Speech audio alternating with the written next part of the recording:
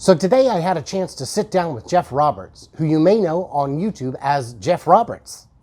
Yeah, he's the drone guy who does the most coverage by far. And he's a super cool dude. And by sit down, I mean he's standing up and I'm sitting down, so we're halfway there. And by today, I mean he recorded his like a week ago, and I totally recorded mine a week ago too. And I'm not just faking it now. So yeah, Jeff, welcome. Well, thanks for inviting me on today. I don't do many of these, but I'm happy to do it for you because you seem to be a really special guy with these analyses that you're doing. Analyses? Is that a word? Analyses, I think. Yeah, I'm a pedant, but not a pedant dick. So Jeff, why don't you tell the audience a bit about yourself and what drew you to the Texas Giga Drone project? Well, my name is Jeff Roberts. I have been living in Austin for about 3 years, moved from California, and before that grew up in Michigan. I own a small business here in the Austin area, and I am a huge Tesla and Elon Musk fan. So when they, of course, started digging in the dirt over in Del Valley, that's when I decided to check it out for myself, and I took some iPhone video that day. It was probably one of the first days that they had equipment out in the area. I whipped out the iPhone, took some shots from the car, drove by a few times, and posted it on my YouTube channel, which had previously just been, like my son's t-ball games and, internal family use only type of channel. And of course it blew up because it had the word Tesla or Elon Musk in the title, and people are hungry for that information. And people started asking in that first video in the comments, they said, hey, this is great, and I'm glad you live close to the Gigafactory site. Can you buy a drone and get some drone shots of it? Because I guess that's a thing, right? And so I bought a drone and started doing drone shots over Giga Texas. And because of my kind of obsessive extremist personality, I decided, you know what, there's so much progress happening already. I can tell the pace is so fast that I'm gonna have to go every day and check out the new progress, because if I miss a day, too much is gonna happen. It's gonna be hard to keep up, right? So that was kind of where the everyday thing came from. And so that is the story. And of course, the channel blew up from there.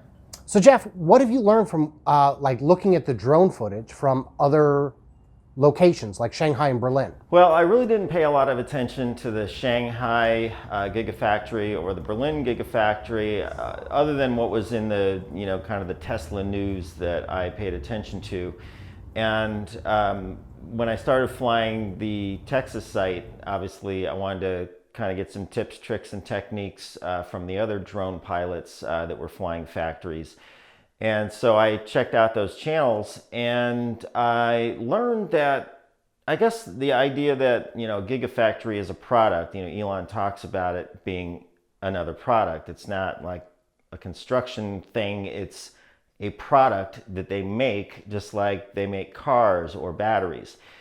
And so when looking at those other builds, it seemed clear that there are a lot of commonalities. I mean, obviously building codes in different parts of the world are different, and that's going to generate a different look on certain applications in the construction process.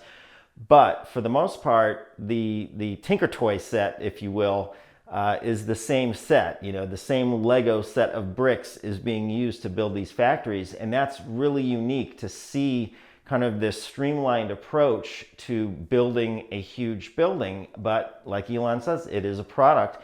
And that's probably the thing I gleaned most from watching the Shanghai and the Berlin videos, is it's kind of looking into a crystal ball and looking at the future of Giga Texas, because it's just, going that direction. Now, I don't know how long Giga Berlin is going to be the future of Giga Texas. We might catch up. I don't know. We'll see. Well, great. That's actually a great story, and I am nodding along as if I'm listening, and I can be, because these are These are not just a prop. They're part of my costume. So what has impressed you the most about the construction at Giga Texas? What has impressed me most in the construction process thus far is the sheer speed with which this project is traveling. I've talked to people from the city of Austin back when I was trying to get the site plans and dealing with different city offices that have to do with construction projects and kind of managing those things. And I talked to a fella from Austin City that was in the business for over 30 years, and he said he had never seen a project progress this quickly. And I thought that was really saying something, because for me, how many construction projects have I really paid attention to? So for it being the fastest construction project I've ever seen is meaningless. But when somebody who's been in that industry for over 3 decades says, hey, this is by far the fastest I've seen any construction project of this scale move in my entire career. Now that says a lot, and that is definitely the most impressive single thing about Giga Texas and Elon Musk and Tesla. That's how they roll. That's just how they do it. Huh. Okay. Well, yeah, I'm definitely not just nodding along while not listening. It's a great story. I've listened to it before, and it's very funny. I mean, I'm not trying to be a jerk. I'm just doing what's known in the industry as a bad job in the edit. And I've got a peanut gallery here that can't help but giggle at the fact that I'm nodding to nothing. I mean, we have fun at the corporate headquarters. You like my lights? Okay. Where were we? Yes. Question I've always wondered, and this is something I wonder about famous people too. Not to say you're famous, but you're famous to me, baby. Is when did you realize that your channel was getting big? Well, that is a good question. It pretty much was right away. I think the first video, from the ground got some attention, and people were asking for a drone. So when I finally got that drone in the air and started flying the property, it was pretty evident that I was picking up subscribers at a really good rate, and YouTube was pushing the video out there, or the videos, I should say, out there. And so the channel grew really quickly. And then, of course, and I have to mention the Quad Squad, which is Joe Tetmeyer, me, Randy from Terra Factory, Texas, and Jack from Texas Terra Factory. And the 4 of us together post videos on a regular basis on the Giga Texas project. And so I noticed as those other guys kind of came into the mix, which was fairly early on. I mean, it wasn't like I was the first guy for, a long time. I just happened to be the first one to hit YouTube with the videos. And so I got the lead on that end of it. And then the other guys came in. And so my channel growth kind of slowed down a little bit, but still kept clipping, and theirs are clipping as well. So there's a lot of interest. In other words, that's what this means, is there's a lot of global interest in what Elon Tesla is doing here at Giga Texas. So that's pretty darn cool. But yeah, it seemed evident right away that this was going to blow up. And I kind of had some insight on that because I did one other Tesla video years ago where me and a friend test drove a Model S P85D when those were just coming out. And we did a full test drive with the Tesla rep in the car with us, and we did it in real time. No time lapses in that one. And so it was a really long video, but it got over 100,000 views. And my other videos were like, 22 views or whatever, however many family and friends, went and saw that video. So it went from 22 or 15 views to 100 and whatever thousand views for that one Tesla video. And that's when I learned that, okay, anything having to do with Elon, Tesla, maybe even electric cars is gonna blow up probably on the internet. And sure enough, it happened pretty quickly with the channel. So I would say my answer is right away, I kind of already knew that Tesla content is going to blow up on the internet. If you're good. If the content's good. The content has to be good. So, you know, hopefully all the Tesla content that you're making, Brian, is excellent, which so far I would say it is. And your channel will blow up as well. So. Well, I know you're being a bit tongue-in-cheek, but I don't mind. I appreciate the compliment. However silly and kind of lighthearted you're being, I do put a lot of work into the videos, and well, with the exception of this one, obviously this one is, it's great to see the subscribers actually appreciating and understanding that we are doing things a little differently, and we do put a bit of work into it. And I appreciate you saying so, and I really appreciate you coming on because you're my first interview. And I don't know, I'm a big fan of your work. Awesome, appreciate that. Yeah, and so this is for those who weren't paying attention, my face reveal. And for those who were paying attention, you keep seeing it in the corner and like my when I'm on Twitter and stuff, when I'm showing screen, and like when I show Google, you can see it up in the corner. It's like, oh, there's a fat guy. How much for the fat guy? That's you, sir. Oh, that's embarrassing. Hey, how much for that fat guy in the circle? I don't see a price tag on that. That's you. Oh, embarrassing. Yeah, so it's not just that I don't have the best voice for radio, so that's kind of on the downside, but on the plus side, I do have a face that was made for radio. So I understand there was someone out there on the site who had a bit of an interaction with security. What's been your interaction with the security on site? All right, well, that is the question that a lot of people ask in terms of, you know, how did we get permission to fly the site? And when we initially started flying, when I say we, I mean the quad squad, because we're all kind of connected as a group and we're all brethren in flight. So I was flying the site every day, so I had more exposure than the other guys to, you know, if anything was going to happen, it statistically was going to happen to me.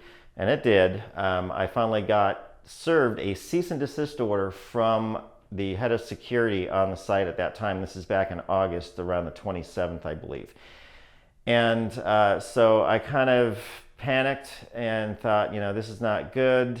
We definitely need to get the attention of Elon and Tesla and try to get permission to fly over Giga Texas, because technically the FAA has jurisdiction for flying over private property, and there are some limitations on certain properties, you know, like Walt Disney World has a no-fly zone over it, so not even commercial aircraft can fly over Walt Disney World without permission. So without getting into the weeds on FAA, you can fly over private property, but filming or photographing private property from that private property is a different legal question.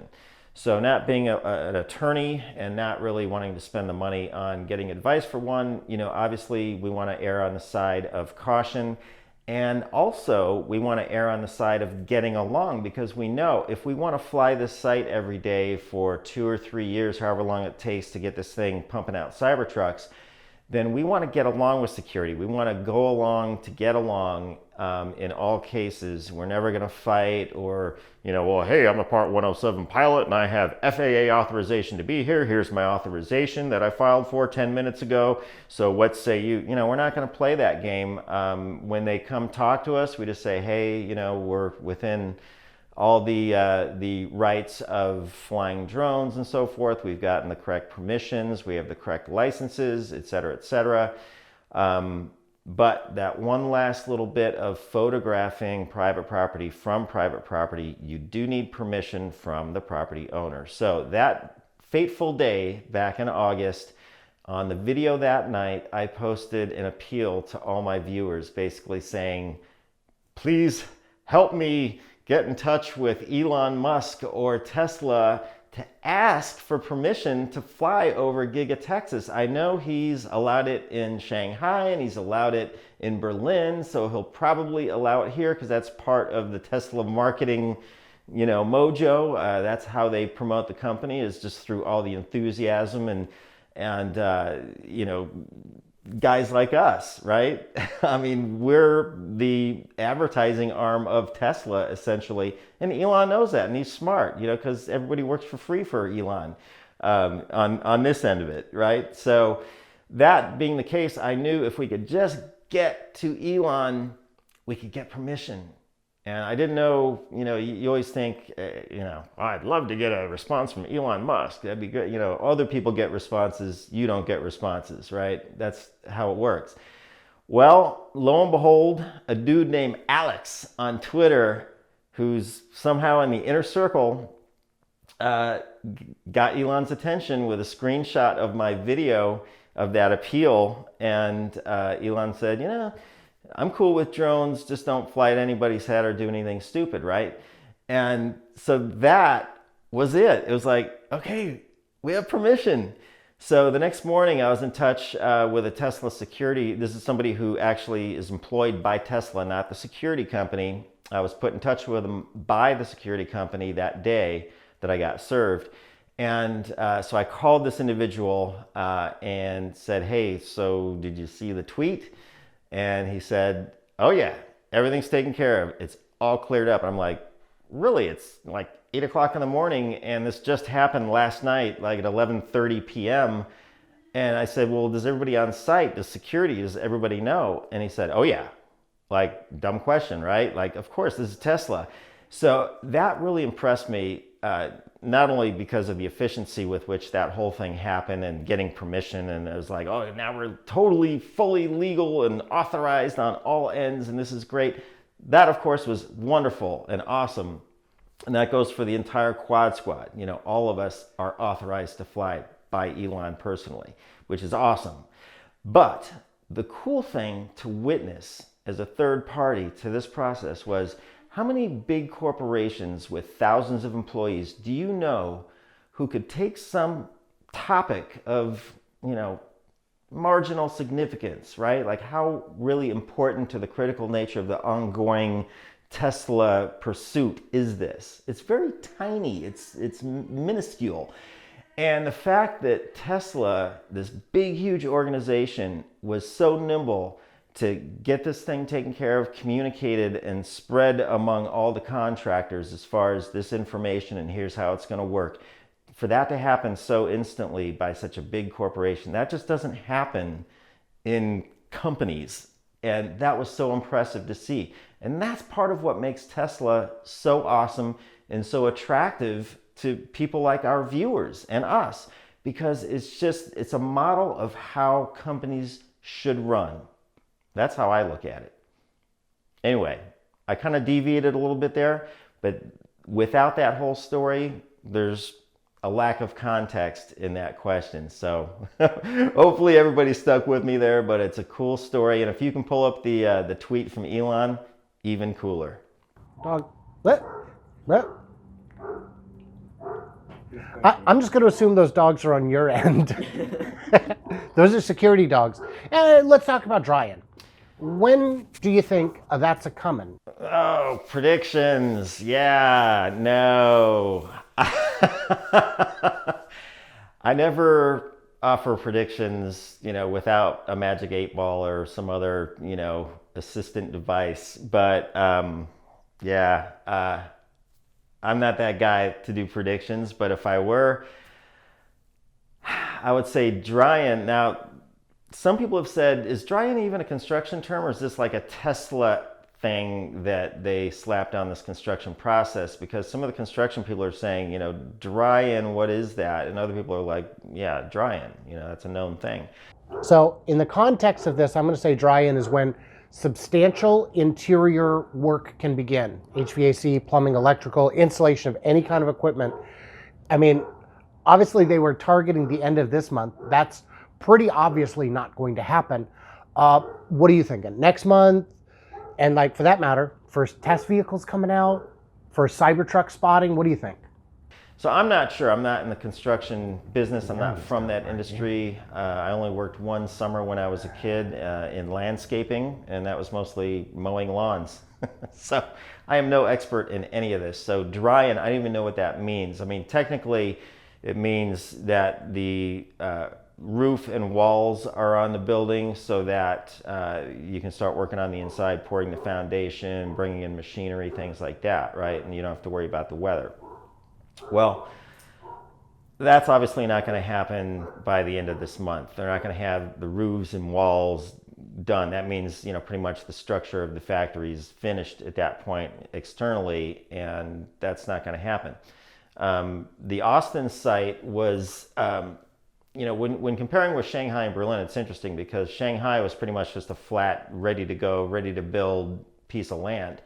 Berlin had a forest, so they just shaved down all the trees and we're back to pretty flat, ready to build on land. Whereas Giga Texas was land that had been, you know, used for drilling and mining and, you know, extracting things out of the earth, and it had all these divots and, you know, valleys, and it looked like the surface of the moon, as Steve Adler, mayor of Austin, would say. And so just getting to that flat, ready to build on land as a starting point took time. And, you know, of course, we documented that, but you can see that just getting to that starting point that Shanghai was at on day one took, you know, many weeks. So, you know, that being the case, I think catching up once the building is being put together, which it is now, I think now we can see speed really pick up overall, because if this can go faster than, you know, the version of this construction in Berlin or even Shanghai, then we can start catching up on the schedule, on the actual schedule with Berlin. But I know that wasn't the prediction you were asking for. So as far as dry-in, under the strict definition of walls and roofs on the whole structure, no, that's obviously not going to happen by the end of December. But you know, Tesla doesn't think like everybody else, and the conventions of an industry like construction are probably not, you know, committed to and adhered to by a company like Tesla in a religious way. They might look at dry-in a little bit differently than the construction industry, and they might say, okay, well, this part of this building is dry-in in terms of what we want to do under this area.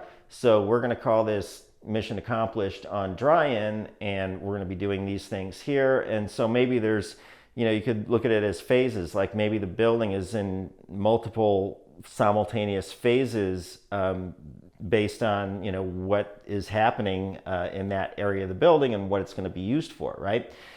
So it gets a little more complicated to try to do these predictions because definitions come into play. And like Joe Tetmeyer said, you know, I mean, really, what is dry-in at the end of the day as defined by Tesla? We don't know. So there's going to be some things that we can't even qualify an answer for because the question is not defined properly. And like Elon says, it's not the answer, it's the question that's the hardest part, is knowing the question to ask. And so you asked a terrible question there. It wasn't the right question. Think of another question, Brian. Just kidding. That was a great question. As far as predicting when the first vehicle will roll off the line, I mean, obviously they talked about Cybertrucks coming off at the fourth quarter of 2021. That's this coming next year here, right? It's December now, so it's in a couple of weeks. We have 2021 happening. And do I think the Cybertruck is going to be rolling off the line by fall of 2021? The only thing that pops in my mind is don't bet against Elon. That's my answer. Seriously. Well, Jeff, I want to thank you for giving us so much of your time today. Yeah, no, this was really fun. Thanks for having me. I really enjoyed it. Let's do it again sometime. Well, I do want to come down there and meet you and the rest of the Quad Squad as soon as I get the old jibby jabby, because, you know, I've got a cajillion Delta miles I can't use, and I haven't been able to get out of my neighborhood in a year, let alone get off the ground. So I hope to do that soon. Best of luck on your channel, man. It looks like it's off to a great start. So by the way, if you guys like this video and you want to see the outtakes, of which there are quite a few, head over to Patreon for my first Patreon exclusive video. And thank you so much to all my patrons. And you know what? Jeff's got a Patreon account too. So, you know, you don't have to pick and choose, guys. You can love us all. Yes, absolutely.